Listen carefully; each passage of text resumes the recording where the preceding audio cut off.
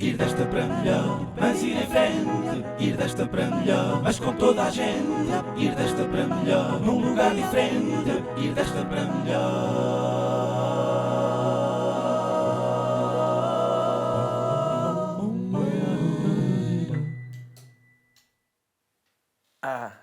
Já está. Já estamos? Já estamos. Agora é que é. Já estamos no Desta para Melhor com o Gel. Gel também, quase ninguém sabe que te chamas Nuno Duarte. Quase ninguém. Mas agora já há mais alguns. Agora, as 7 pessoas estão a ver isto, já sabem. Agora já sabem. Bem-vindo, como é que estás? Estás bem? Está tudo. Estás-te a rir. Isto não é uma cena séria de livros e tal. Vamos lá ter aqui. Não, mas podemos rir. É um prazer ter-te aqui. Eu já disse isto várias vezes, mas faço questão de dizer outra vez que antes de sermos amigos, agora para mim é um prazer sermos amigos, mas eras e serás sempre uma grande referência para mim no humor e, portanto, e és um exemplo. Às vezes as pessoas dizem não conheces os teus ídolos, pô, também não é um ídolo, calma, não é um ídolo, mas não conheces uma pessoa muito famosa que tu admires porque depois vais desiludir. E tem razão. É mentira. Eu ia dizer que não, que é mentira. É mentira. Eu já tive umas experiências dessas, assim, com o pessoal que um gajo admira. Já, okay. Já, mano. Olha, por exemplo, o Zé Mário Branco. Oh, O Zé Mário Branco não vais- odiava-me. A sério. não vais dizer mal do Zé Mário Branco Não, aqui não vou dizer mal, porque eu continuo a adorá-lo a ele, ok. né? Mas ele não gostava nada do que eu fazia. Pá, pois. Epá, pronto, aquilo de uma Mas certa ele, maneira... mas ele disse-te? Disse-me, verbalizou. O que é que ele disse? Isso não... Você faz tipo... Que é misturas, estás a ver? E o gajo todo Zé Mário. E ainda mais chato ainda. Zé Mário, adoro. Não. Tu é triste. Como é aquele filho bastardo, pai? Não, estou aqui. Estou filho. Dá-me O amor. Augusto. E ele, sai daqui, Dá-me Augusto. amor, só Sai juro. daqui, Augusto. Envergonhas a família. Aconteceu-me. E não deixei de gostar, mas percebo. Claro. Nisso eu percebo. Eu estava lá numa luta séria. Levar Não. a cantiga é uma arma, aquilo é uma coisa. Leva com os outros na sapateira. Os outros escreveram na sapateira. E putas e o caralho. Ai, caralho. Não consigo falar contigo. Vem um gajo aqui anos e anos a tentar elevar o nível da luta. E depois vês só E estes debochados. a gozar com o cabelo da altura, Epá, com as calças da altura. Completamente. Bom tempo. Eu não percebi que aquilo no fundo era... Ou seja, como é que eu tenho de dizer? Era a homenagem que a gente sabia fazer, não é? A mais honesta que a gente podia fazer, não é? E bem. É pá, sim, aquilo era uma utopia, né? A gente vivia uma utopia, os personagens eram uma utopia, né? Só Eu acho que- que isso é que era fixe, né? Pá, Os Homens de Luta foi absolutamente marcante. Era, não porque- só no humor português, porque depois extravasou. Foi muito mais do que o humor. Era, mas aquilo Festival era- da Canção, mas a cena aquilo na era manifestação. Fixe, aquilo era fixe. Eu ainda hoje as cenas que eu recordo com mais prazer. Era mesmo o lado debochado daquilo. Que era a gente, imagina, estar numa grande luta e depois a seguir íamos para o Ramiro partir sapateiras e dizer mal dos pobres. E era Não, esse. os pobres, só falando. Algum pobre te pagou alguma coisa? Não gosto de pobres. E a comer sapateiro. Epá, Opa, tinha isso que é haver que era um o lado lado cómico. bacana. Né? Claro. Isso é que era o lado bacana. Mas pronto, isso eu compreendo que tipo... Para quem fazia a luta a Não, sério. e aquela geração toda, e eu sei disso porque na Atenção, altura... não quer dizer que eu era sei muito disso válida a porque eu, vossa na forma altura, de luta. a gente mandámos o barro a essa geração toda, que era a geração que nos inspirava, né? Zé Mários, Fausto, Sérgio Godinhos e tal, todos, esquece. Não queremos nada com vocês. Eu vou perguntar ao meu pai o que é que acha de vocês. Não O meu pai queremos nada era com vocês. músico com os estudos e trabalhava com eles. Não queremos nada com vocês. Não. Vou perguntar. Aliás, vou-lhe mandar este episódio e depois ele... Não queremos nada com vocês. Não. A gente quer cena séria. Pai, Isto não está a sério. Claro, eles andavam a voltar há décadas a compor, a deboche. fugir da vida. Bom, os que fugiram, outros foram para fora do país. E depois Havia um vocês poeta vêm. qualquer, não me lembro, por acaso li isso numa introdução num livro qualquer, mas nunca mais me esqueci, que dizia uma cena que era o deboche, acho que era isto, o deboche é a última trincheira da resistência. Ok? Sim. E isso eu identifiquei muito com essa frase, porque realmente o deboche é uma grande trincheira. O deboche é os últimos, estás a ver? É aqueles mesmo que Já já não estão têm nada a todos perder. mas ainda Já. resistem. Não, o deboche é meu e eu vou gozar com vocês, estás a ver? Eu identifico muito com isso. Eu queria falar dos homens da luta, mas eu já vou a esse Pá, período toda a gente pede os homens da luta. Hã? Neste momento... Faz falta. Pedem bué os homens da luta, de volta. Os homens da luta, se aparecessem agora, dava jeito, era à direita. Porque pareciam os Dava jeito, era à direita e à extrema-direita. Eu tenho bué pessoal do Chega, há pouco tempo estive num podcast com um amigo meu, também lhe disse isto. Há bué pessoal do Chega que pede os homens da luta. Querem os homens. E os homens da luta? Agora é que tinhas que estar na luta. Eles não percebem os Não, homens da luta. percebem, eu então acho que eles percebem bem. percebem. Eles percebem bem, estás a ver? Os homens da luta com o seu paradoxo são... Porque a direita sempre foi um bocado fraca na rua. Estás a ver? E de uma certa maneira, os homens da luta, como um bocado gozavam com a esquerda, de uma certa maneira, não é? Embora usassem toda a iconografia, mas de certa maneira havia ali um certo deboche, não é? Era um estilo de manifestação de rua que o pessoal de direita e de extrema-direita se identifica. Opa, mas há muita gente que vai para a extrema-direita. Não os líderes. Os líderes são mentirosos, corruptos, estão lá para enganar as pessoas. São populistas. Mas gente que vota neles, pá, há reivindicações legítimas. Há revolta, Sem dúvida. há revolta legítima. Sem dúvida. Eu no outro dia estava a falar com isso com um amigo meu. O problema, em meu ver, e o crescimento tem a ver com um certo pudor de muita gente em abordar certos temas que eles não têm. E temas que preocupam as pessoas. Temas do dia-a-dia das pessoas. Assuntos que se passam na rua das pessoas, no prédio das pessoas, muitas vezes na casa das pessoas, no transporte público que as pessoas frequentam. Ou seja, coisas da vida real. Não estamos a falar de ideologia, não é? Sim, mas... E que muitos têm prurido em tocar e que eles não têm prurido nenhum em tocar. E isso atrai muitos votos. Sim, tocam sempre... De uma maneira populista. Com mentiras, muitas vezes. Não tocam na maior parte... Com preconceito, com populismo, mas com eficácia. Sim, mas conseguem... Tanto aqui como em França tem acontecido muito, e Itália, Reino Unido, etc. É muito classe trabalhadora que se sente abandonada muitas vezes pelo Centrão, que é o que tem acontecido. É o Centrão com uma deriva. O Centrão com a deriva neoliberal e privatizar tudo e acabar de diminuir o Estado Social, etc, etc. Acabar com trabalhos. E muitas vezes a diabolização do populismo...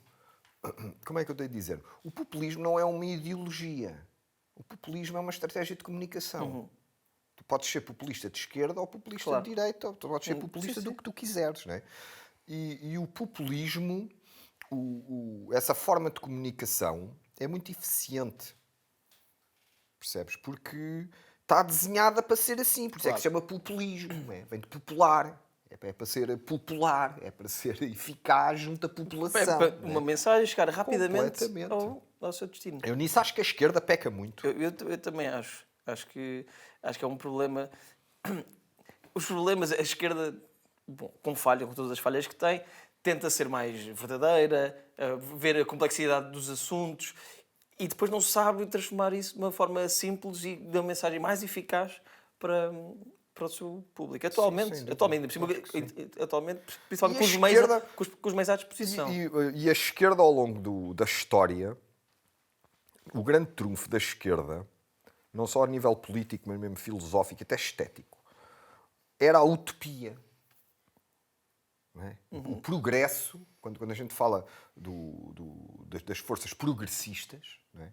Que é uma cena que se identifica com a esquerda, esse progresso era em caminho de uma utopia, que podia não ser alcançável, mas que lá estava como meta. Havia ali, sim. E de repente, como isso se perde, a esquerda fica ela também perdida, não é? Porque estamos a progredir para onde? Perdeu-se esse sentido de utopia, não é? Hoje tudo é tudo muito prático, tem que ser tipo o objetivo, o gráfico, o número. E a utopia que há na maior parte das pessoas é uma utopia capitalista e individualista de ter mais dinheiro sem dúvida. e mais sucesso, e aquilo que define sucesso, e ter mais bens materiais. Ou então- Isso ficou demasiado impregnado. Ou então uma utopia espiritual, também vejo muito isso. Vejo muita gente que não se identifica com esse modo de vida egoísta e que procura essa utopia num nível espiritual. Os gatherings, o homem sagrado. Sim, sim. Epá, eu tenho amigos que fazem isso, ou Os seja, que estão à retiros de procura ali meditação, claro. Exatamente, e que eu acho que É devem ter legítimo. algo a seu favor, um dia tem que experimentar. Melhor do que o fascismo. Um dia tem que experimentar. Mas que dá esse sentido de agregação, não é? Que estamos ali por um ideal, mesmo que seja um ideal espiritual, mas perdeu-se aquele ideal terreno, não é? Tu um dia não só vais experimentar, como nós estivemos juntos no boom passado e tu ficaste com uma paixão platónica com aquela... O Alex, lembras-te? Alex. Alex. Maravilhoso. Podes explicar às pessoas o que era Alex, Maravilhoso. que nós chorámos a rir. Opa, a gente este ano no boom estava lá uma mulher bonita, Bonito. magnética. Tinha um cabelo loiraço cabelo enorme. loiro com rastas, estrangeira. E ela dava assim um género de aconselhamento espiritual às pessoas e fazia, ou seja, improvisava canções, tinha um pianista amestrado que estava lá tipo 12 horas, nem para me já podia de lá sair. Assim, estava de Ele coleira. assim, I have to pee. Ela assim, wait. Sempre ali a fazer fregueses. E ela improvisava, tocava nas pessoas, improvisava assim uma canção e depois Punha as pagava. punha as pessoas Punha a as pessoas a chorar. chorar porque ela realmente Aquilo era era eficaz naquilo. Muito eficaz. E ali coisa improvisava, oh yes, spiritual awakening, aquelas merdas. E depois as pessoas tinham que pagar, mas ela depois dizia assim, mas eu I don't like money. I don't like the touch of money. Portanto, tinha lá uma assistente com uma máquina de multibanco a receber, a pagar, mas ela no dinheiro ela não gostava de tocar. Era alérgica. Ela não gosta do toque. Pá, e nós depois começámos a gozar com isto e dizer aposto, nós a falar mais o progressivo. Pá, nós já aposto que ela é bem rica e anda pelo mundo todo a viajar. Vamos ao Instagram dela, era ela em barcos em Ibiza. Todo lá. Clássico. Todo lado. Barcos em Ibiza e champanhe e não sei Mas o quê. cada canções era às centenas de euros. Era. Tipo, cento e Pois tal era, porque euros. ela vendia canções Porque ela personalizadas. depois faz a Pois canção. Eu isso acho que, ou seja, eu não tenho nada contra as serviço. pessoas ganharem dinheiro. Claro. Acho muito bem as pessoas Não, ganharem o dinheiro. que tem graça Agora, foi aquela ela mensagem ter do... um assistente eu para não pegar gosto no do dinheiro. Pois do é. toque. Eu não gosto do dinheiro. Pá, pois que as pessoas Isso iam acho dar muito mesmo cómico. notas e ela... Não toque. O dinheiro Isso tem má não energia. também. Ela disse isso, o dinheiro tem má Tem energia. má energia. Desde que Está ali, se mete na conta diretamente. na caixa, no cofre de chumbo. Mete aqui causa da e energia. não lhe toque. Pá, Opa. rimo bem. Portanto, eu um dia espero que venhas a ser guru e Posso faço... vir a ser um dia. Pá, tu tens Eu acho que tudo está cá. o que precisas para ser o grande guru português. É só agora ganhar uma alergiazinha ao dinheiro. Mal ganho uma alergiazinha ao dinheiro, abre logo a loja. Eu acho que seria um sucesso. Eu tenho aqui uma pergunta antes de voltar. Há perguntas? Eu escrevi aqui uma ou duas para te fazer. Só para exageros. ter aqui uns temas. Depois podemos ir a voltar à política, podemos falar de comédia. Mas há aqui uma coisa que é importante e uma coisa que tenho muito de perguntar, que é, nos anos 80, o teu irmão viu ou não o José Cid nos Amoreiras? Opa, isso é uma cena que passa na minha família. Isso é uma história muito engraçada. Eu rio muito a saber que isto era uma coisa O meu que deu irmão, problemas a na sério, família. O meu irmão, a sério, o meu irmão é uma peça incrível. E então, uma vez, muito miúdo, a minha mãe tinha uma loja nas Amoreiras, quando as Amoreiras abriram. E eu um dia estava com a minha mãe no parque de estacionamento das Amoreiras, logo no início que aquilo abriu.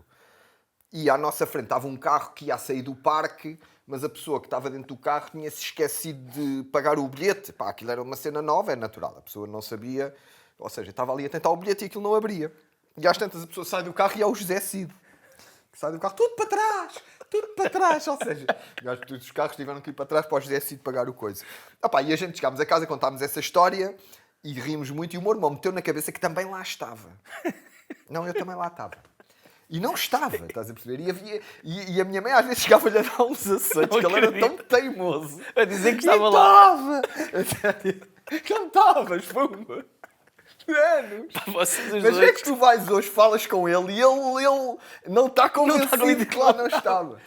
Opa, a sério, o meu irmão, a sério, é a maior peça. É o Não, maior. vocês são as duas maiores peças. Não, o meu irmão é o gajo mais cómico que eu conheço.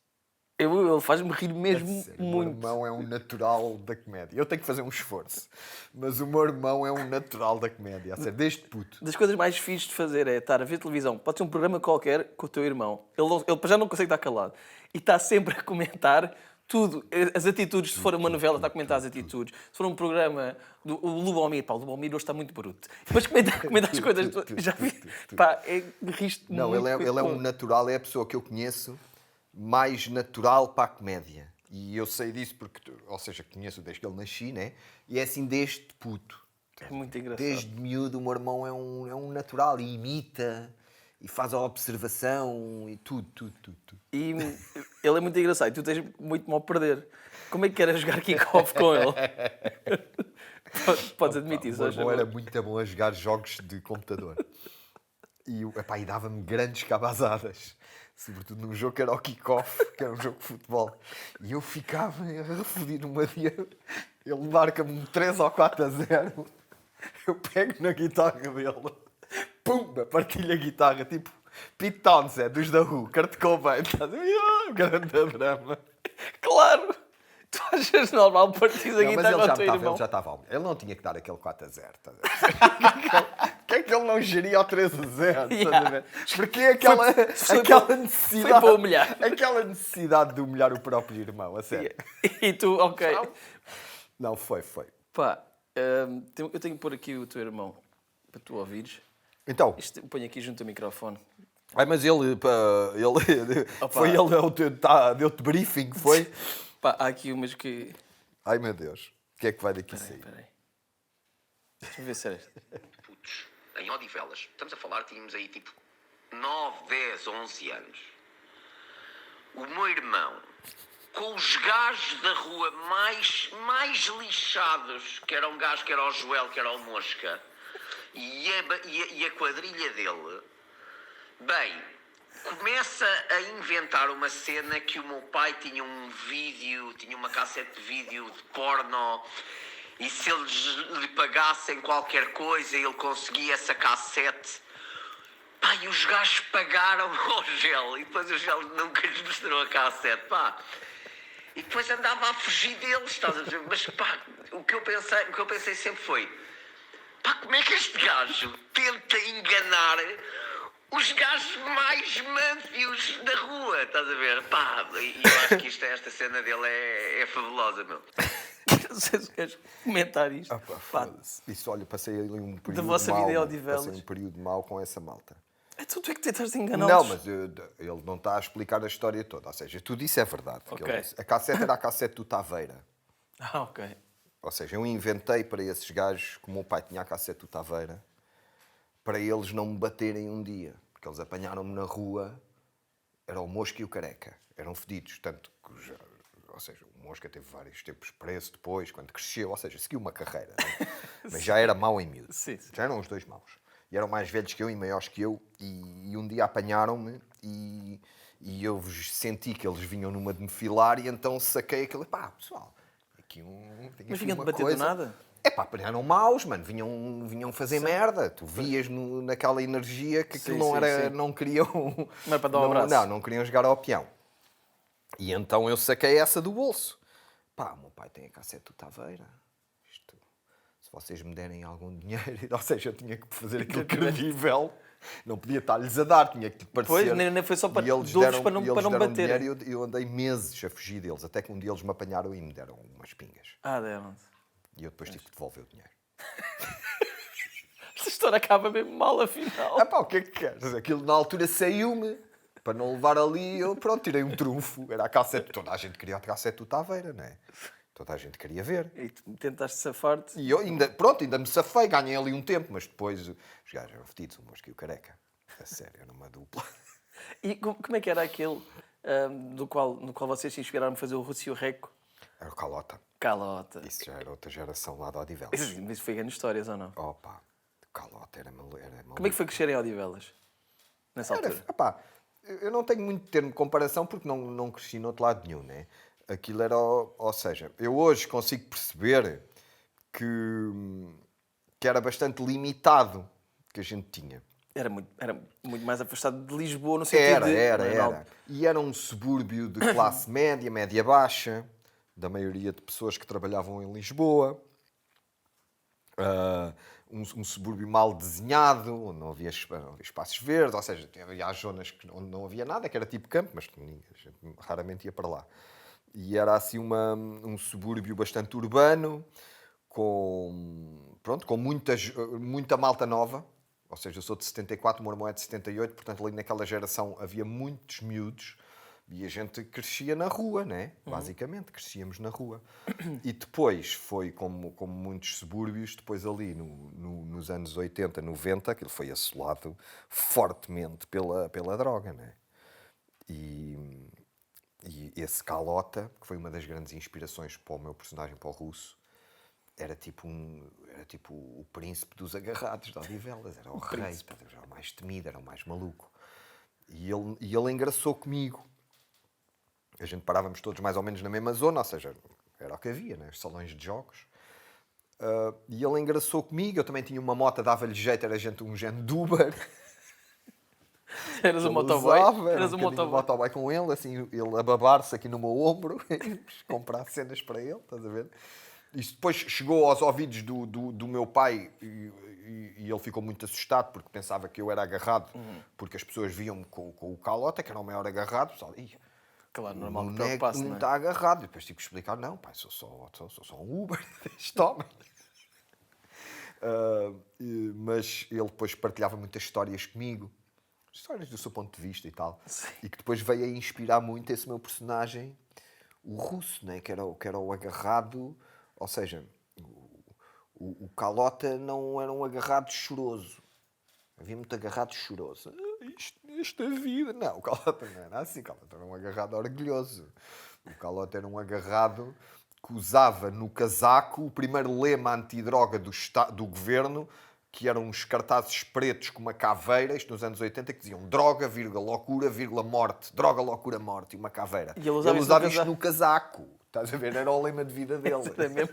Camisola do clube. Rock! Estás a ver? E eu disse, opá, ria-me muito com ele. E ele era um gajo que gostava de partilhar histórias. E tu eras um bom ouvinte. Ou seja, estamos a falar que eu tinha aí 16 anos e ele tinha aí 30 e tal anos, já quase 40 anos. Ou seja, era da primeira geração de agarrados e que me ensinou muitas coisas. Ou seja, eu sempre considerei, embora eu no meu trabalho tenha falado muito de cenas de droga e tal, eu nunca fiz eu não considero que o meu trabalho seja apologista do uso de drogas. Antes, pelo contrário. Eu acho que o meu personagem, o Russo, até é bastante pedagógico. Acho que nunca ninguém considerou isso. Até é bastante pedagógico antidroga. E hoje em dia, eu tenho a minha filha está com 11 anos, e os colegas, agora que a internet começam a descobrir isso, adoram o Russo e o Reco. E eu não tenho problema nenhum que a minha filha veja o Russo e o Reco, porque eu considero o Russo e o Reco antidroga. Embora sejam personagens cómicos, eu considero-os antidroga. E o Calota ensinou-me ali ou seja, a droga, quando chegou a Portugal, ali sobretudo no princípio dos anos 80, a heroína, estamos a falar da heroína, né? Com 6 anos depois do 25 de Abril. Apanhou uma sociedade que não estava nada preparada para isso. Não, zero informação, teve fechada durante 48 anos. Zero. E havia uma aura, género romântica da droga. Até pelo lado da cultura, da música, etc. Aqueles, os Jim Morrisons da vida e tal, esses heróis todos, aquilo para muita juventude, eu incluído, e essa malta que ali cresceu, aquilo perante o que um gajo tinha, aquilo era algum frisson na tua vida, era uma rebeldia. Tu tomares drogas era seres de algum modo rebelde. E isso levou a muita desgraça. Muita. Até porque não sabia que chutar heroína não era fumar um charro, não é? Era essa parte do cool e não sei o quê, e depois davas uma vez e de repente estava 15 vidas destruídas. Não havia mínima informação. Às vezes quando se fala... Eu uma vez estava na revolta dos pastéis de nata, foi logo das primeiras coisas que eu fiz na televisão, e estava lá o Fernando Negrão, do PSD. E o tema desse programa era a cena da liberalização das drogas. E o Fernando Negrão vai para lá com aquele discurso reaças do não, isto é perigoso, etc. E isso foi um dos grandes problemas. Nos anos 80, muita gente se agarrou à heroína desta maneira que eu te vou contar. Em Lisboa havia muitos bairros de barracas. E esses bairros eram normalmente os sítios onde se vendia droga. Okay? E onde se vendia o haxixe, onde se vendia a erva. Basicamente as drogas que havia na altura era tipo haxixe, erva. A cocaína era uma droga considerada tipo de ricos. Era uma droga que tipo, custava muitas vezes o dobro do que custava a heroína. E comprimidos, coisas de farmácia, tinitéis, que era speeds, roipnóis, que era drunfos. Mas basicamente as drogas de barraca, por assim dizer, era o haxixe e a heroína. E depois, durante uns meses, desapareceu o haxixe. Não havia haxixe. Meses. Ok? E muita gente se agarrou à heroína durante essa seca do haxixe. Isso contou-me o Calota. Para tu veres que a proibição, meter uma cena como a droga ou qualquer outra substância na mão de cartéis mafiosos, dá nisto. Claro. Ou seja, essa foi uma cena Proibição, a falta pensada. de Eram os informação. mesmos que metiam o haxixe lá, que metiam a heroína. E eles queriam que as pessoas que se agarrassem à heroína, muita malta fumava haxixe, de repente desaparece o haxixe. Olha, não há haxixe, vamos levar um bocadinho de heroína. E aqueles bocadinhos, as 2, 3, 4, 5, 6, 10 vezes que levavas, era o suficiente para te agarrares. E Claro. estamos a falar de milhares que se agarraram Sim, assim. foi uma epidemia. Sem dúvida. E depois, Sem dúvida. E depois parou de ser tão grave com o trabalho do João Golão, do médico do João E foi Golão. foi no governo do Guterres. Quando houve a descriminalização das drogas, Sem dúvida. que em Portugal é um exemplo mundial, dúvida. que salvou milhares de vidas quando passaste a ver as pessoas como doentes e não como criminosas. Sem não é? dúvida. E os programas Como- da metadona. Claro, também. quando se começa a tratar pessoas. Mas agora está outra vez de volta a heroína. Esse tipo de drogas, as drogas que são muito pesadas, como a heroína, volta na pobreza, não é? Volta nos períodos em que o povo está pior e está mais custado. As pessoas que acabam É um tranquilizante, não é? As pessoas que atualmente ou sempre consumiram heroína não é para propósitos lúdicos. Ninguém dá no cavalo para ir para uma festa. É para esquecer que está vivo. A dor. É porque são traumas horríveis, ou porque já vivem na rua, ou porque foram abusados sexualmente. São coisas horríveis. Está estudado em todos os livros que há de psiquiatras sobre E depois isto, etc. isso também. Isso também, mas depois por isso é mas que é também preciso- há um bocadinho um fenómeno que é, nos últimos anos, as drogas tipo de eleição, sobretudo da malta mais nova, são estimulantes.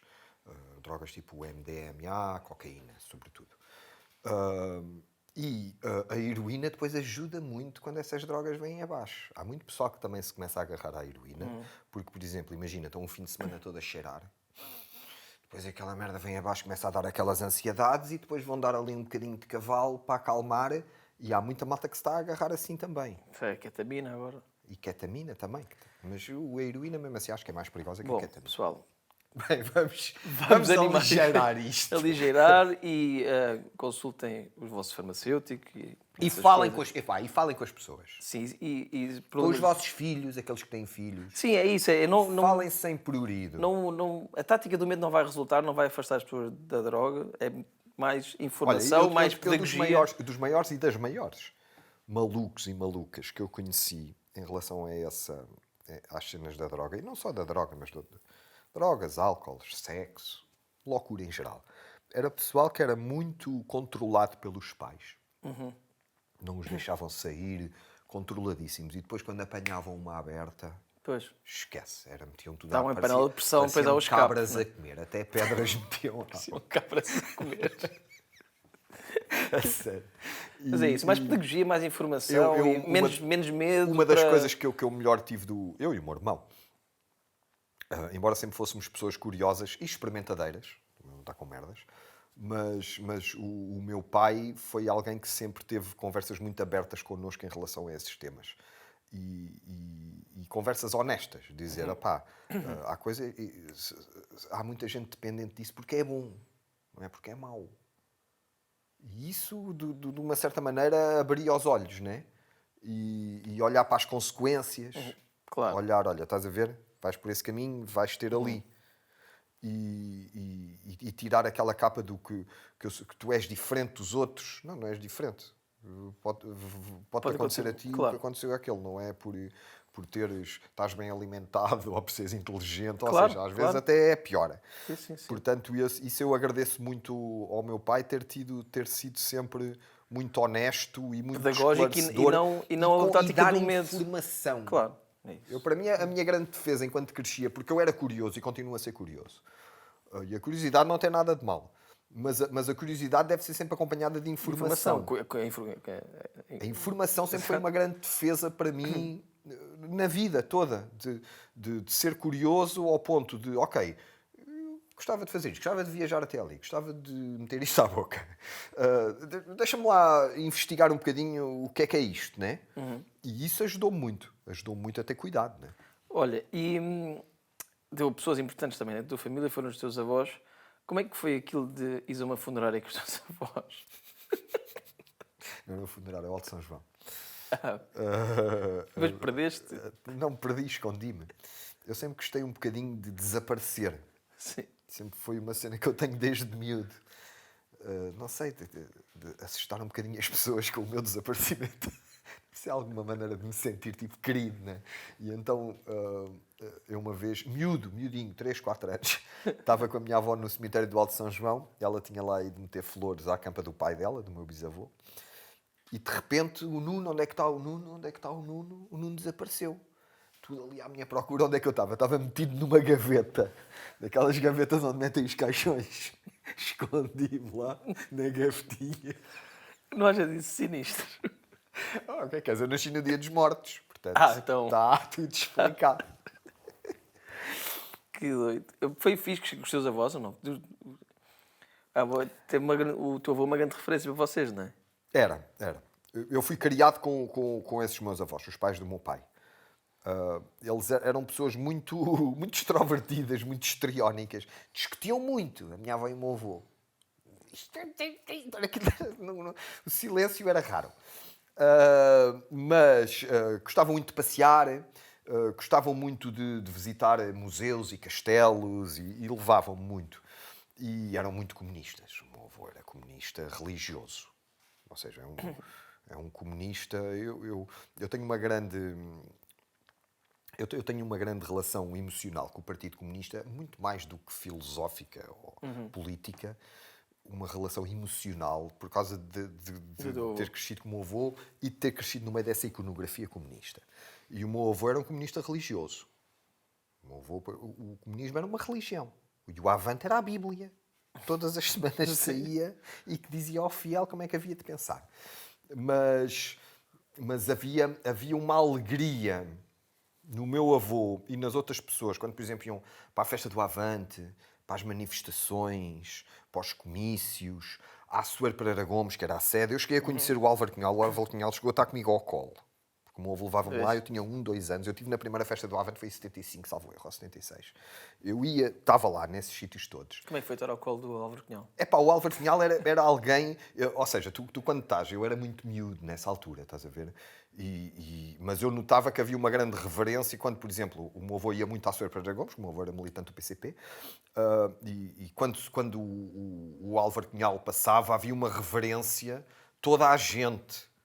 Havia um sentido de reverência, tu sentias o carisma daquela pessoa a passar. Eu, como miúdo, sentia isso, né? E então o meu avô ia-me apresentar, olha, o Álvaro, o meu neto.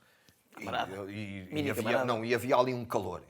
Era alguém que eu isso recordo bem, era alguém que fosse ao meu avô, fosse a quem fosse, ele falava-te, é o teu neto? Estás grande. Não sei. Ou seja, havia ali um sentido humano que depois, lendo a biografia, tu notas que... Ou seja, também, por outro lado, era uma pessoa muito fria e calculista. Isso a gente depois descobre com a história, né? Mas havia ali naquele seio, no seio comunista, um sentimento de família. Eu acho que família é mesmo o termo. que fazia acontecer e que eu vi fazia acontecer, por exemplo, a minha avó era muito faladeira, não sei o quê, muito extrovertida, não sei o quê. E eu, a primeira e única vez, salvo erro, que eu vi a minha avó emocionada, do género a cantar e a chorar, foi uma vez na festa do Avante com uma música, não me lembro qual, uma gaivota voava, uma daquelas músicas, né? E isso a mim, como miúdo, batia-me muito. Ou seja, eu de repente... E ficou-te marcada a imagem de tua avó chorar com a música. E com a música, e aquela iconografia, as manifestações, e depois havia muitos miúdos, havia coisas para fazer.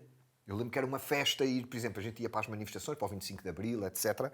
Havia sítios para os miúdos pintarem, havia coisas para fazer que te fazia ter ali uma certa proximidade.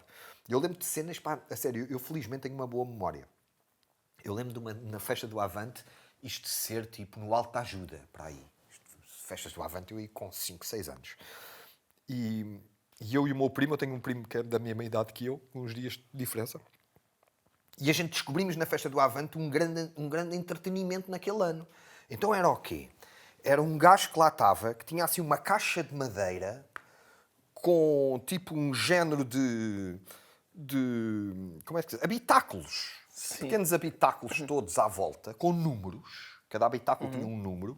E tu apostavas num número e depois ele lançava uma ratazana. Oh, estou a falar a sério. Juro-te pela minha filha. Ele lançava um rato para o meio daquilo. Não estava à espera desta parte. No casulo que entrasse o rato, ganhava. Era um género de jogo. Aí eu e o meu primo descobrimos aquilo e eu vou dar dinheiro. Gastámos ali o dinheiro todo no rato. O rato levou-nos tudo. Estás a ver? Ou seja, essas coisas aconteciam na festa do Avante. Né? Ou seja, o jogo também existia. Bom jogo.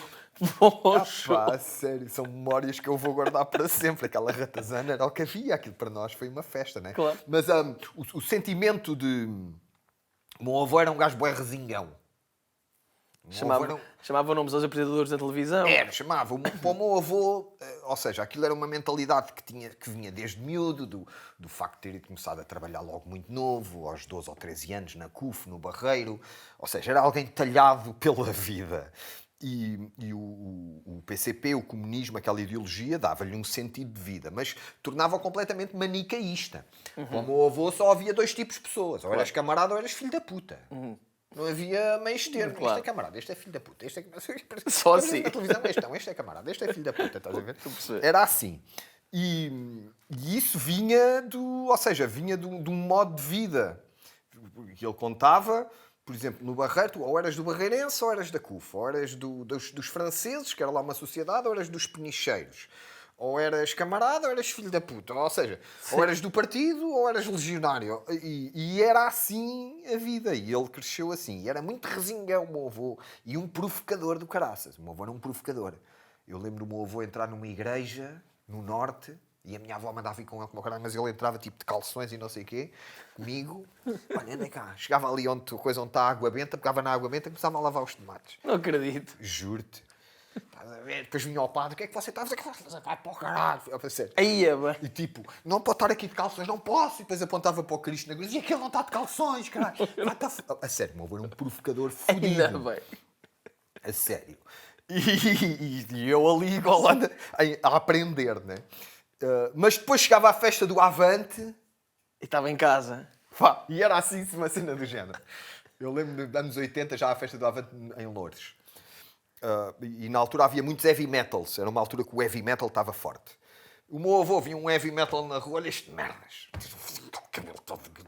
Via um heavy metal, o mesmo heavy metal na festa do Avante. Este camarada é jovem. Tem para andar como queres, camarada. Dá cá um abraço. Espetacular. E depois aquilo era uma altura também, pá, agora estás-me a fazer lembrar coisas engraçadas. Era uma altura onde se andava muito à boleia. Foi uma cena também que se perdeu um bocado. Epá, eu lembro de ir para a praia, ali em frente ao teatro, à Comuna. Estavam dezenas de pessoal novo à boleia e depois para cá e não sei o quê. E eu lembro que uma vez a gente vinha da costa para a festa do Avante, ainda em Lisboa, e o meu avô abrandava: quem é que vai para a festa? O meu avô só dava boleia se fossem para a festa. Mas nós já 4 no carro e ele ainda Que lá havia metia mais mais 3, vai. Coisa que vem para já a família toda apertada, mas pronto, ia-se Era para para a a festa. festa. Era para a festa. Bons tempos, bons tempos. Só mudar aqui um bocadinho de assunto, e bom, assunto que diz muito também, porque Então. fazes parte. Vamos falar um bocadinho de comédia. Vamos embora. Um bocadinho de comédia. Para já, o público espera um solo teu. Esperamos todos que faças um solo. Depois logo falarás que, Vamos ver, se vamos quiseres. ver. Mas como é que tens visto, sei lá, não sei um movimento, mas o desenvolvimento da comédia e no sentido deste queixume sobre politicamente correto, censura versus liberdade de expressão, versus wokeness. Eu acho que vivemos numa altura em que podemos dizer mais coisas do que nunca, mas depois cada um tem a sua autocensura. Faz-me um bocado de confusão, por exemplo, dizer-se que o Dave Chappelle é cancelado quando ele ganhou 100 milhões de euros para fazer uns solos e depois ou seja, ele usou a sua liberdade de expressão para fazer... Eu gosto muito dele, atenção. Acho que ele fez umas piadas com as quais eu não concordo e são um bocado transfóbicas. Mas, Não concordas ou não te riste? ou não me rio, sim, é isso. É isso que eu digo sempre. Eu não mal me proibir alguém ou achar que se deve proibir alguém de fazer piadas. E para fazer aqui o disclaimer, eu adoro o Dave Chappelle. Agora, ele usou a liberdade de expressão para fazer as piadas que quer e houve outras pessoas que usaram a sua liberdade de expressão para criticar e para se exprimir e não sei. Faz-me confusão. Que se chama logo cancelamento e cultura de cancelamento a uma pessoa que ganhou 100 milhões de dólares para fazer 4 espetáculos. Ou se não foi 100, foi 80. Pois, eu percebo esse ponto de vista. Eu acho, é assim. É um bocado cansativo. Não quer dizer que essa cultura de cancelamento ou que essa tentativa não exista. Certo. Agora, eu acho que vivemos numa altura de grande liberdade e, sobretudo, o proliferar de plataformas onde onde podemos mostrar o nosso conteúdo ajuda a isso. Pá, eu ainda sou de uma altura e eu fui um privilegiado nisso, onde, por exemplo, na comédia, tu ou estavas na televisão ou não existias. Claro. E eu tive sorte de estar, ok? Mas tinha a noção que era um privilegiado. Hoje em dia isso já não é assim. Agora, há aqui várias questões, que é, por um lado, há uma geração nova, ou há uma fatia do público que expressa a sua indignação perante certo tipo de piadas e que pode até tentar fazer influência para que as pessoas que fazem essas piadas serem canceladas dos canais onde trabalham, das plataformas onde têm as suas páginas. Isso é real. Okay? Por outro lado, para quem faz comédia, às vezes a criação desse movimento que é contra a sua piada também funciona, claro, como uma forma de promover o seu trabalho. Ok? Portanto, estamos aqui perante uma relação simbiótica, na minha opinião.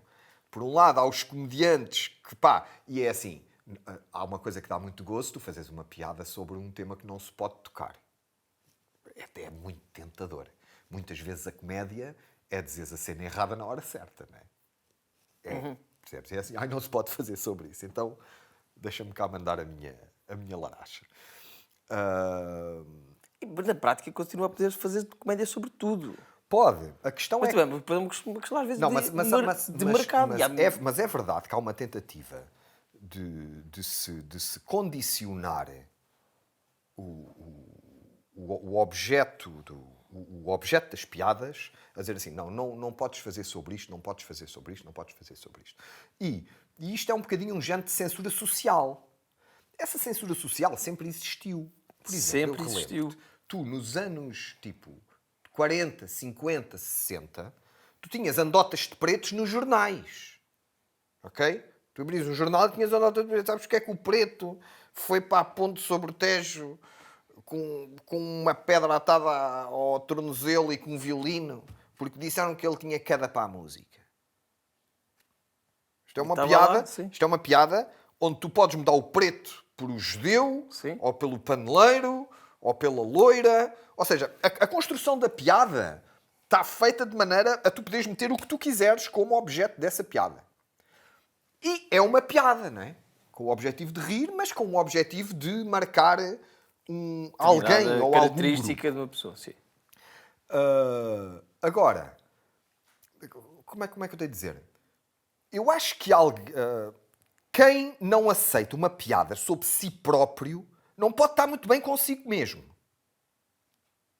Isto também é algo... E eu, Sim, eu mas- é assim, mesmo contra Sei que muitos isso é quando é uma comediantes... mesmo individualmente, contra não é? muitos comediantes... Não é contra, mas há muitos comediantes que não gostam de roasts.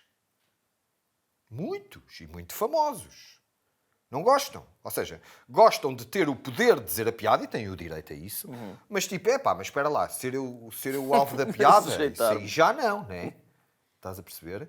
E muitas vezes são esses que eu vejo indignarem-se contra a cena woke, mas eu noto que há um bocadinho, era aquilo que eu estava a dizer, há aqui uma relação simbiótica que dá jeito aos dois lados. Por um lado há aquele que não, aqui não se pode fazer piadas sobre isto, não sei qual, quase a querer impor um tema, mas depois o outro não quer, mas eu faço o que eu quero. Ou seja, e andam aqui os dois nesta brincadeira que serve aos dois. Para mim isso não me interessa muito. Eu acho é o seguinte... Vou já deixar, só para... Historicamente, eu não quero que o que vais dizer, mas é preciso que o pessoal saiba exatamente o que tens dito. Isto começou há décadas e décadas. Basta uma investigação rápida. O Frederick Douglass, o senador muito amigo do Lincoln, o abolicionista famoso, teve uma frase, qualquer coisa, sobre os comediantes, que na altura, em 1848, foi antes da abolição da escravatura nos Estados Unidos, chamou filthy scum of white society aos comediantes que faziam blackface. E foi em 1848. E os comediantes reagiram com... Já não se pode fazer nada. Não sei se serão isto, mas já não se pode dizer nada por causa do politicamente correto. Percebes? Tem havido sempre um progresso... De gozo. É assim, tu quando sabes que alguém vai ficar melindrado se tu tocares naquele tema, tu como comediante, para mim é uma atração tocar nesse tema. Ai, não gostas? Ai, não queres? Ai, não posso? Então é para aqui que eu vou. E eu acho que isso é um direito. Mas tu tens feito isso ao longo da carreira sem diminuir minorias. Sim, não. Sim, não. Sim, não. É um ponto de vista. Tu atacas muito mais poderes instalados. É um ponto de vista. É um ponto de vista. Porque eu posso fazer esse esforço. E muitas vezes faço. E ao longo da minha carreira tentei sempre fazer. Ou seja, eu quero tocar neste tema, deixa-me lá arranjar aqui uma abordagem para eu tocar neste tema de maneira a não ser básico. Porque muitas vezes o que eu noto é que há um lado preguiçoso e básico e até reacionário de quem faz a piada. É isso que eu ia dizer. Para mim é uma questão Mas muitas isso é uma vezes... questão do bom e mau gosto. É uma questão muitas vezes de preguiça mesmo, não é não se poder fazer piadas sobre pessoas trans. Mas é pobre. Todos fazem, para já é atacar uma minoria, que está a minoria mais violentada e agredida, discriminada, etc. E depois, o ângulo que quase todos escolhem é e os pronomes, eu agora identifico-me como dinossauro. Pelo menos, pela honra à tua profissão, esforça-te um bocadinho. Mas a pessoa tem direito a fazer isso. Não, mas eu não estou a dizer que estou a direito. Agora estava só como nós, artistas e comediantes, não proíbam piadas, não se cancela ninguém, mas só, esforça-te um bocadinho. Mas isso tem que ser um bocadinho, às vezes, uma cena de pares até... E de coisas dizer assim, isso preguiçoso, é básico. Mas, entretanto, as pessoas podem ter direito a fazer isso. Para mim, dúvida. a cena que me dá gozo é assim. E eu agora, até no stand-up que estou a fazer, eu tenho ali um beat onde eu falo de todas as preferências sexuais. Okay? Não vou estar aqui a explicar o beat, porque senão depois também ninguém vai nem quer ir ver. Mas, tanto nisso como noutras coisas, eu gosto de ser eu o ridículo. Para mim, a abordagem que eu gosto de ter e que eu gosto de ver, mais do que uma abordagem moralista de quem aponta e comenta o que este está a fazer, não, eu gosto de ser eu o ridículo. Sou eu que estou no ridículo. E pegando nisso, adaptando a mim, sendo eu o centro da piada. Ou seja, ou a piada ser sobre mim. Eu acho que isso, é o que eu gosto de ver. Agora, hoje em dia, a comédia, e eu acompanhei muito isso em Portugal, sobretudo por estar ligado às curadorias dos palcos de comédia, dos festivais, etc. Hoje em dia, a cena da comédia, o centro do negócio da comédia é mais, não sei se sempre foi assim, mas hoje em dia é muito assim, é mais a empatia do que a graça. É aquele ditado popular do mais vale que és em graça que sejas engraçado. Portanto, muitas vezes os comediantes que têm mais sucesso e que têm mais público é alguém que tem uma relação empática com o seu público. O público identifica-se com o que eles estão a dizer pelo ponto de vista que eles o estão a dizer e pela maneira como eles o estão a dizer. E há essa relação de, ok, este pensa como eu. Este pensa como eu, Isso portanto... sempre houve, ou não, mas isso é em tudo. Em qualquer arte... Mas o crescimento da precisas comédia... da empatia do público Sim, contigo e há uma identificação. mas o crescimento da comédia acompanha muito a evolução das redes sociais. Tem acompanhado muito. Porquê? Porque a comédia é mesmo essa arte empática, essa arte da proximidade, essa arte de tu conseguires que a pessoa te faça rir ou expressar um sorriso, que te cria uma grande proximidade com essa pessoa, constantemente. Portanto, hoje em dia, tu vês os maiores comediantes são estrelas das redes sociais, seja aos Twitters, seja aos Spotify, seja aos Instagrams, seja aos YouTubes. As pessoas querem o riso, não é? E o riso democratizou-se. Claro, ainda Qualquer bem, tipo ainda de bem. riso, tu queres ver um apanhado, queres ver um gajo que é mais racista, queres ver um gajo que é mais machista, tens isso tudo e eu acho isso bem. Mas sobre um lado empático. Mas muitas vezes, e para mim é o que eu prefiro, eu gosto do comediante que se expõe. E que se expõe ao ridículo. Mas o expor ao ridículo acho difícil no... Eu concordo e acho que é Não vamos- excelente, não- mas em palco acho que não resulta confundir bem. expor-te ao ridículo com um bocado de autocomisseração. Bom, Há isso aí muita não malta é- que faz autocomisseração. Já não é comédia, não é? Não. Exposto ao ridículo aqui estou eu estou aqui para vos mostrar o que eu faço de ridículo e o que de ridículo me acontece a mim, né? Claro, e é sempre depois também autoidentificação, porque as pessoas também veem, pois é, eu também penso assim, ou também aconteceu isto, não sei o quê, e voltamos à empatia, não é? Mas isso há muito é um bocadinho a escola que vem tipo de um comediante tipo o George Carlin. O George Carlin é um comediante que fez muita escola. E fez muita escola nesse aspecto. Grande ídolo. Que é, sim, mas é um comediante barra quase comentador social. Ok? Eu gosto do Jorge Carlos, não é dos meus favoritos, mas gosto bastante. Mas que fez muita escola nesse tipo de comédia atual. Uma comédia muito cínica de análise à sociedade. Estás a perceber? Eu prefiro, falando de um comediante mais antigo, um comediante tipo Richard Pryor. Que é um comediante que é diferente na abordagem. Percebes? Está ali ele no meio da situação, mais do que estar a comentar o que este faz, ou o que este pensa, ou o que este diz, ou esse comentário social, de um ator social. Né? Eu prefiro esse lado. Mas a comédia hoje em dia é uma indústria fortíssima e com um crescimento brutal, porque as ferramentas, todos nós temos no nosso bolso a ferramenta para Claro, sermos um e com comediante. muitas das coisas, ainda bem que democratizou a Eu acho que comédia, sim. não é?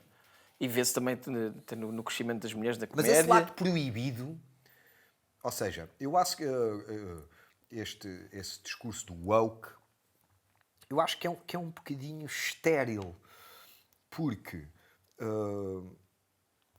atacar a comédia ou atacar quem faz rir, eu acho que é um ataque estéril, porque mostra mais insegurança e intolerância do que outra coisa. E o que eu noto muitas vezes também é isso, que é a pessoa tipo, não podes brincar com isto, não podes brincar com aquilo. É uma atitude que eu acho que é uma atitude intolerante, de uma certa maneira. Porque quem está bem consigo próprio, tu cagar se brincas com como eu sou Sim, alto, mas sou não estamos a falar baixo. sobre individualmente. Caguei, enquanto né? Tu quando dás atenção, imagina, este faz uma piada sobre mim. Eu se me indigno, estou-lhe a dar atenção. Compreendes? Certo. Mas se eu acho de mau gosto, o melhor é mesmo dar desprezo. Eu, na minha encarnação de tio, tenho um dos meus grandes hits, chama-se Cagar e Andar. Sim. Que eu acho que é uma Mas uma cena individualmente é uma pedagógica. coisa diferente do que socialmente, ou por grupos, Ou seja, não é? às vezes é cagar e andar. Porque eu noto isso, tipo, eu vejo também muitos comediantes que fazem uma cena que é, e se calhar tu até te englobas neles, que é, imagina, expõem o ódio que levam. Sim. Ei, olha o que este escreveu sobre mim. Bem, enfiava-te, não sei o que, sou da puta, eu mato. E não sei o que. Ou seja, eu isso não... Opá, para mim, eu não vejo um grande... Ou seja, não é um grande valor. Mas eu é assim, epá, foda-se, eu para mim, eu não vou estar a expor quem me manda-me isso, porque isso depois é um ciclo vicioso. É verdade, também já pensei nisso. Tu recebes... Eu no outro dia, por exemplo, eu tirando as vezes que estou contigo... Normalmente não tenho muito mau feedback nas redes. Mas adiante. Porque os personagens, sobretudo este personagem do tio do Sal Grosso que eu criei há uns anos, este alter ego, não é? É um personagem que me bastante transversal, claro, na medida em que tenho muita simpatia de homens, de mulheres, velhos e novos e crianças e tal, porque ele emana sal grosso e boa disposição e calma e não sei o quê. E uma coisa que eu aprendi, porque já fiz outros personagens, já tive personagens de Homens da Luta, Kalashnikov, etc. Personagens que mexem em energias diferentes. Sim. Tu recebes um bocadinho aquilo que tu mandas nesta vida. Na nossa vida de comediante ou de artista, não é? Tu recebes o que tu mandas. E eu, como, por exemplo, nestes últimos anos, como mando essa imagem do gajo que está bem disposto, claro, bem com a vida, quer curtir e é não o sei que quê, recebes. Tu recebes isso. Porque tu também estás a mandar essa cena de... Depois tu recebes isso também. Estás a ver? E que não haja ilusões. Agora, para resumir... Acho que tens razão. Eu sou contra a censura. Isso para mim é um dos pilares dos meus valores.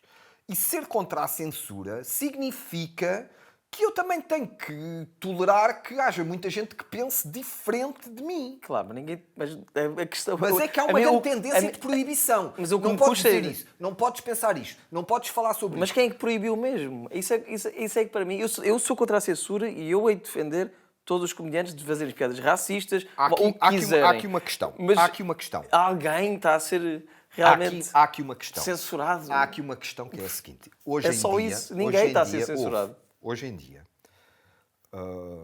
nós existimos como artistas. A rede social é uma ferramenta para 99% dos artistas, uma ferramenta de trabalho. É a ferramenta com a qual nós chegamos às pessoas que gostam de nós, que supostamente são o nosso público. Não é? E a gente não se pode esquecer que essas redes sociais são privadas. Ok? Não são públicas. Uhum. A rede social não é tipo a rua. Onde eu claro, vou para a rua e digo o que eu quero, quem ouve, quem não ouve. Não. A rede social é um espaço privado onde eu posso ser corrido. E onde já me aconteceu, a mim, e se calhar a ti e a todos, já me aconteceu às vezes meter lá um conteúdo e dizer não, desculpa, tu não podes meter isto, e tiram. E é arbitrário. Claro. E aí há um perigo real de censura. De tu existires, por exemplo, no meu caso, que estou fora da televisão, ou seja, o meio de eu chegar às pessoas, ou é o YouTube, ou é o Instagram, ou é o Twitter, ou é o Facebook, ou é o TikTok, tudo privado. Opa, se de repente eu deixo de poder estar nesses sítios, eu tenho um problema sério. E eu acho que isto é um problema, é uma questão que se mete aos governos, aos Estados, sobretudo na defesa da liberdade de expressão e da responsabilização, porque a liberdade vem com responsabilidade. Claro. Okay, há muita malta que só quer direitos, mas com direitos há deveres, não é? Que é a criação de uma internet pública. Um espaço público. Pois, porque a questão da liberdade de expressão e do que é censurado ou não por entidades privadas dá-lhes um... Não só a censura, também aquilo que promovem, aquilo que os algoritmos te põem mais nas timelines, etc. E não só. Isso é todo outro assunto. E tu tens que ver com a quantidade. Isto é um problema de hoje. E eu vou-te contar um caso que se passou comigo. Com a quantidade de informação que entra numa rede tipo o Facebook ou o Instagram, não há capacidade humana de filtrar os conteúdos. Só através de máquinas e de inteligência artificial, e isso já está a ser usado neles, com os seus algoritmos, etc., é que eles conseguem fazer, de certa maneira, um filtro dos conteúdos que lá estão. E isto é uma cena, por exemplo, o discurso de ódio, etc. Não há seres humanos suficientes, ou seja, até podia haver, mas isso depois ia causar ali um rombo financeiro que as redes não aguentavam, de estar a filtrar tudo o que lá é posto. Portanto, começam-se a criar algoritmos, softwares, inteligência artificial, para começar a controlar aquilo que entra nas redes. Aconteceu-me há pouco tempo uma cena que para mim abriu-me um bocado os olhos em relação a perigos que podem vir reais, mais do que a opinião de um ou do outro, mas reais em relação à censura. Eu fiz um dos sketches que eu sou mais famoso por ter feito, é um sketch do Carlinhos, o machista gay. Um personagem que é abertamente machista e gay. Personagem de comédia. E eu, no outro dia, andava ali a ver no meu arquivo e assim, vou meter isto no Instagram, no Facebook, pá, está aqui em qualidade, aquilo que está na net está assim manhoso, portanto vou meter aqui nas minhas redes, Instagram, Facebook, YouTube, não sei o que mais. Só sobreviveu no YouTube. No Instagram e no Facebook ele veio com o discurso de ódio. E eu assim, foda-se, veio com o discurso de ódio. Fui o sketch, vamos lá ver. E realmente eu percebo porque é que ele veio com o discurso de ódio. A primeira frase do sketch é assim: eu sou machista, para mim a mulher é inferior ao homem, por isso é que eu só como homens. Isto é discurso de ódio. Eu lembro perfeitamente. Pois é, aí porque aquilo, o algoritmo é completamente... Ele lê aquilo, Claro, ok, isto não pode de passar. forma literal, não tem a camada de comédia, não tem a camada de sátira que estás a Isto fazer. ou seja, isto sim é um perigo de cancelamento. Porque na comédia, muitas vezes era o que eu estava a dizer, tu dizes a cena errada, faz parte da comédia, não é? É claro, e nesse E caso é na era... comédia que tu podes fazer. É daí a comédia ser uma arte tão popular e tão maravilhosa, que dá esta abertura a todas, de eu poder dizer as cenas mais absurdas, não é? E não, para mim a mulher é inferior ao homem, por isso é que eu só como homens. E que tem várias camadas, claro. Ou Disse- tipo, outros que eu já tive também que tirados, sketches Kalashnikov, Claro. com músicas tipo Peace is Dead, War Again, ou seja, pró-guerra, né? Onde, ou seja, isto pró-guerra, mas não pode ser pró-guerra. Na Claro, comédia é posso, essa camada né? de ironia que... Daí, muitas vezes esse discurso do podes, não podes, é perigoso porque depois mete-se uma rede onde fica tudo, Claro. onde não passa nada, onde tu tens uma comédia completamente higienizada. Para resumir, eu acho que a única maneira, a única mesmo, de haver um qualquer filtro é mesmo um género de censura de pares. Não é censura, mas é censura. de crítica de pares. Dizeres assim, isso é chumbo. Estás a dizer assim, E mais pá, de exigência de público mano, também. isso não é? mas também de pares. Não é estás a preciso, não era perceber? preciso censura, mas a evolução não precisa... Mas também de pares, dizer assim, mano, isso é muito a mal, mano. Sim, sim, Isso percebo. é mau, para quê? Porque estás a fazer isso não... Às vezes é só mesmo completamente datado, não tem a ver com... mas se a pessoa diz assim, mas eu quero fazer Mas isto. então faz, é isso, claro, isso eu sou a favor. Não é? Vamos acabar isto para a comédia, agora vai mais Ainda 2 tivemos horas. aqui uma boa Mas ainda, calma, já palavra. tens-me falado dos livros que trouxeste. Pois. Olha, trouxe 2 livros que eu li recentemente. Um é este. Podes mostrar para ali, se favor. 1971, Never a Dull Moment, né? Eu já li vários livros deste autor. Eu gosto muito de música, eu gosto muito de ler sobre música. E este é dos livros mais fixes que eu li sobre música. É uma análise do ano de 1971, que segundo este autor, o David Epworth, é o Rock's Golden Year, o ano dourado do rock, né? E ele faz uma análise mês a mês do que é que se passou nesse ano, desde do Hunky Dory do David Bowie, à morte do Jim Morrison, ao exílio dos Rolling Stones no sul de França. Mas escreve de uma maneira muito interessante, com muito sentido de humor e com muitas historinhas, tipo E que te interessa muito e gostas de saber as historiazinhas. E aconselho muito a quem gosta de música e a quem gosta de saber às vezes essas pequenas coisas que se passam para lá daquilo que nós ouvimos. 1971, Never a Dull Moment. Boa. Gostei muito. E depois, outro das minhas grandes paixões em termos de leitura é história. Eu gosto muito de ler sobre história. E agora estou a ler ainda este livro. Estou aqui, como vês, ainda estou bastante no princípio.